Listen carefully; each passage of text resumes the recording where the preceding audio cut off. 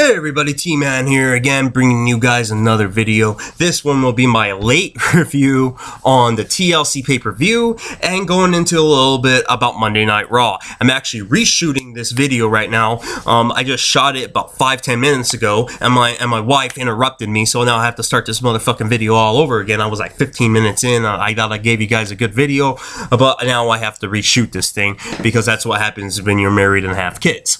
Anyways, TLC and Monday Night Raw. Sorry guys, doing the thing a little bit late this week. Usually I like to do it the very next day after the pay-per-view, and now it's Wednesday. We're already 2 more shows down after TLC. So let's get right into it. TLC, this pay-per-view was absolutely a fucking clusterfuck of a pay-per-view, and I could understand why the WWE pulled themselves off a pay-per-view and starting to do things on network base, because their pay-per-views absolutely motherfucking suck. Yes, Survivor Series was a good pay-per-view, at least the main event was. This one was an absolute clusterfuck of a pay-per-view, which I knew it was going to be. I mean, right after Survivor Series, I knew it was going to be. It didn't even matter what matches they put out there. You see, when you have a pay-per-view like TLC and an Extreme Rules type of pay-per-view, it's, you know, they rely more on the styles, the type of match than the actual rivalries. And when you have so many different type of matches, like chairs matches, ladder matches, stair matches, it becomes too rhetorical and it doesn't become as special. And when you do crazy shit with those type of matches, they don't seem as special anymore. You have to do it. You have to focus on the wrestling, then maybe have 1 or 2 matches with the big stipulations that make them mean something. Perfect example of them not using great storyline writing and just relying on the type of match was the Dean Ambrose Bray Wyatt match. This whole build up to this match was just based on the tables, ladders, and chairs. Forget about the rivalry.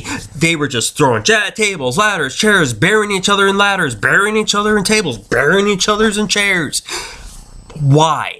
This could have been a great rivalry, like a really just crazy against crazy type of rivalry. This thing could have been nuts, but they didn't build it like that. They built it like, and then, you know what was so funny is, I'm gonna skip around in this pay-per-view. In this review, I'm gonna skip around. You know, going into this, I remember watching this whole pay-per-view, and I was thinking to myself, there's no way you can fuck up this main event between Dean Ambrose and Bray Wyatt. Because it doesn't matter who wins, because both guys are over, and it doesn't matter who wins, and there's no way you could fuck it up. Guess what? WWE found the way to fuck up this match. I'm gonna get to that last. Let's get on to the card. First, Dolph Ziggler, Luke Harper. Great match. That was one of the, there's very rare things that I liked about this pay-per-view. That match was one of them. Great match. Dolph Ziggler winning the Intercontinental Championship, which is a good move. Dolph Ziggler has a lot of hype. He's red hot right now, especially coming off the Survivor Series that really built him and solidified him as a main name. Hopefully WWE doesn't do a bad job about pushing this guy forward, because they need to. They need to keep this guy red hot, and I have a feeling WWE is going to find a way to fuck it up. Anyways, great match. Rusev. Let's go that one. Rusev versus Jack Swagger. Like I said, I'm going out of order. Very, very, very stupid motherfucking match. My God, that match really set a fire under my skin. And I'll tell you why. Okay, we saw this rivalry a couple months ago, and it's a great rivalry. I liked the rivalry between Jack Swagger and Rusev the first time they did it. It makes sense. It makes great booking sense. Get the Russian that's against the American and put him against your guy that's gimmick is the all-American American. It's a natural fit. It makes all the sense in the world. Then they went away from that. 2 months later, they go back to it. Now Rusev is the United States champion. And I know that Rusev has, right now, the plan for WWE, if you guys don't know, I heard, is to have Rusev face John Cena at WrestleMania. So you kind of need to take the U.S. title off of him unless they're going to do a U.S. title with John Cena. But I don't think they'll do that. And what better way to get it off of him than dropping the United States Championship to the guy's gimmick, All-American the United States Champion. And they could have did it in a way that would have been a fitting end to the storyline.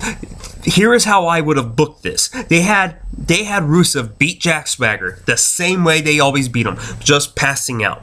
Those of you who see my videos, I think that is a horrible finish. That used to mean something. When a guy used to pass out due to pain, that used to mean something. Like Austin and Bret Hart at WrestleMania 13, that meant something. When Austin passed out to the sharpshooter, the blood dripping down his face, it meant something.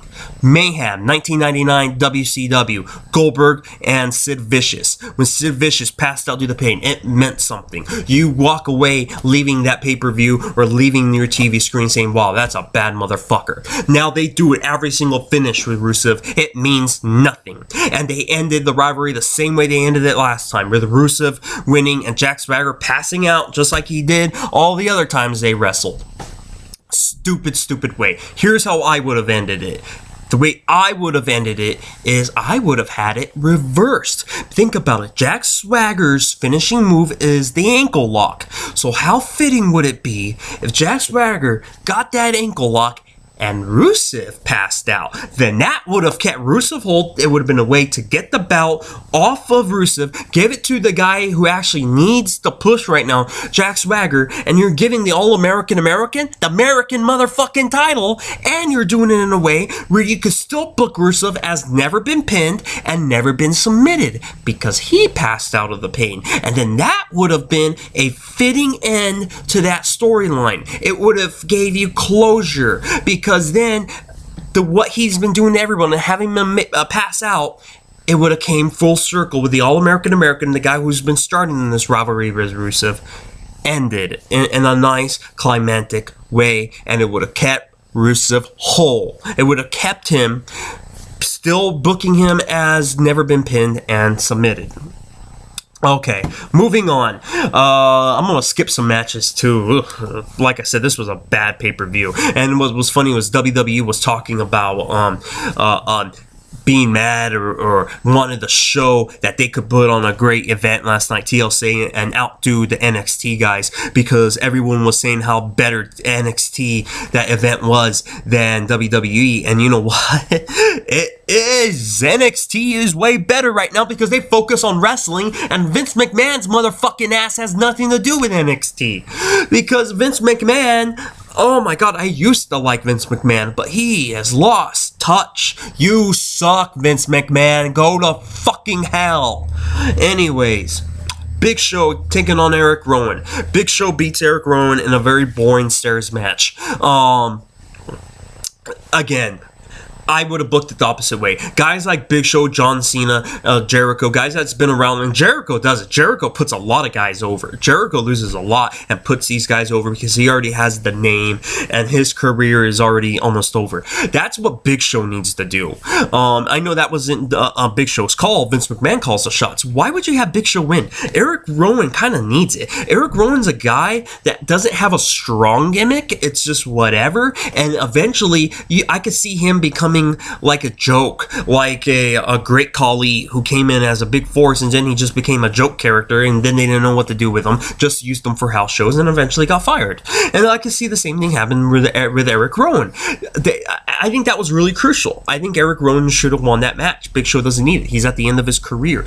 Try to build up this young guy. They need to build this new young generation, and I know that's what they're doing, but by doing that, you need these young guys to win. Going on.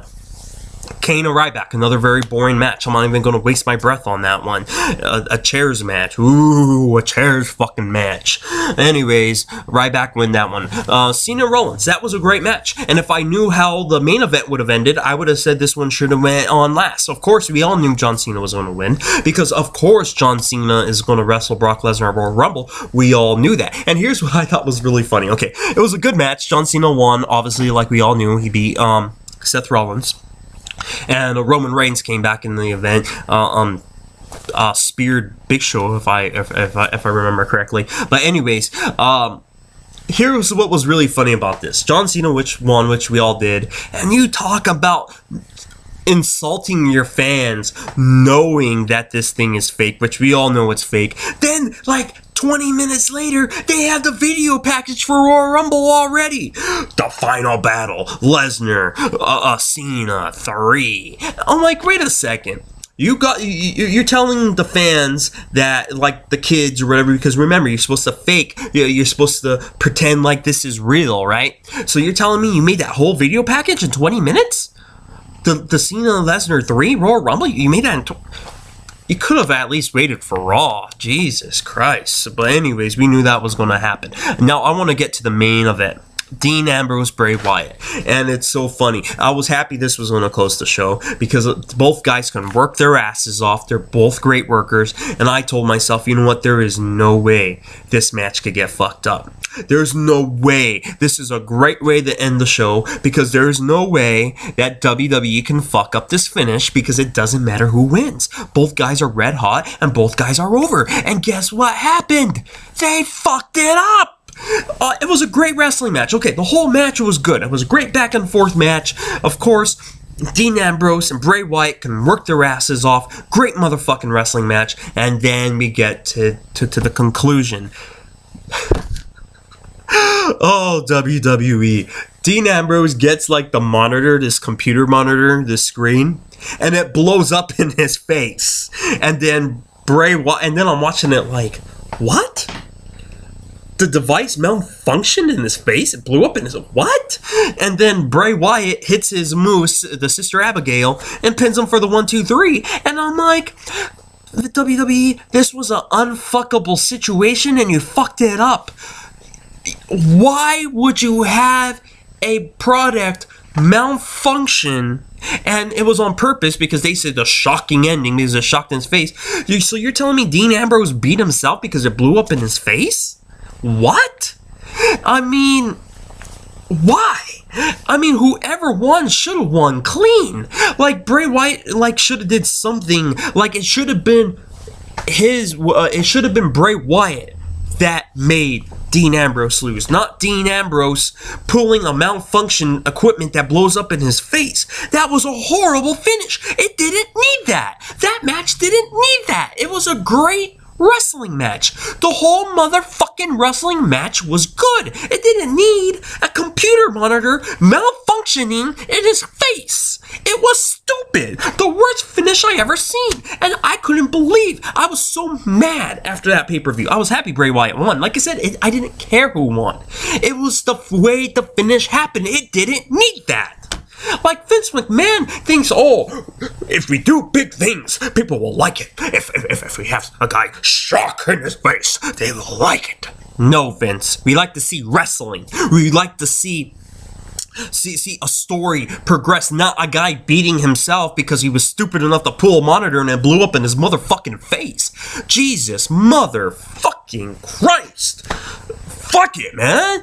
Like, it's getting hard to watch this product. And I'm sorry I'm getting mad. And I'm getting mad because I already have my next video planned. Then I know what they're doing for WrestleMania. And that makes me even more mad. They are so out of touch. Like, I think to myself, why am I even watching this product anymore? I've been watching this thing for 24, almost 25 years straight now.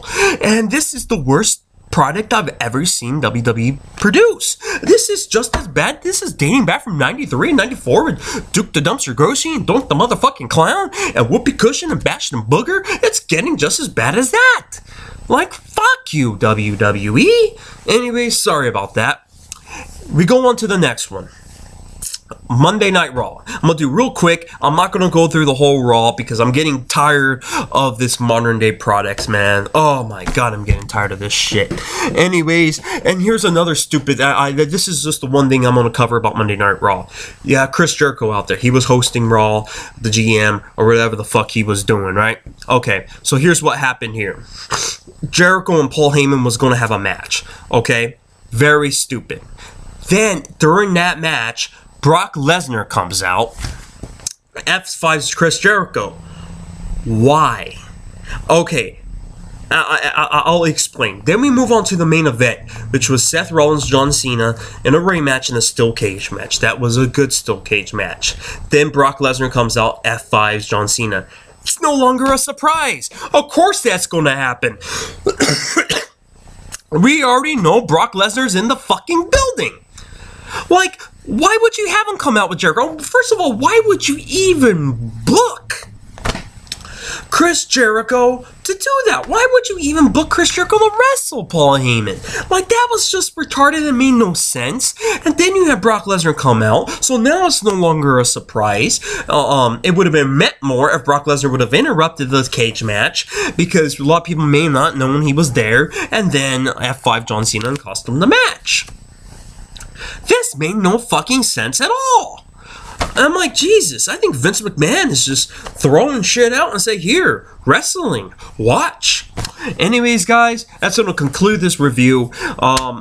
What the next video I'm going to do, I thought I was going to have time to do it right now, but I am not, because my wife called me and interrupted me while I was doing the video, so no, I don't have time to do both videos. It's okay. I love you, baby, in case she watches this. But my next video, I was going to do how WWE, what I found out, which is so stupid, again, that's making me this mad, what they're doing with Undertaker at WrestleMania.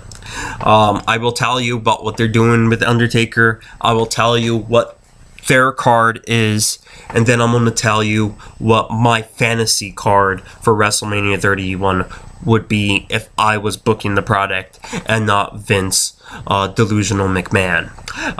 Because those of you who do not know, and I will tell you this part right now, and then the next you can watch the video. The plan is for Bray Wyatt and The Undertaker. That would have been really good. That's really good, Vince. If the streak was still intact, you dumb, stupid motherfucker. Anyways, I will talk a lot more about that in my next video and fantasy booking of how I would book WrestleMania 31. Until then, I hope all you motherfuckers are having a great day. Got all your Christmas or Hanukkah shopping done. Christmas next week. Hopefully, all of you guys are safe and good. Until the next video, I'll see you next time. Goodbye, guys.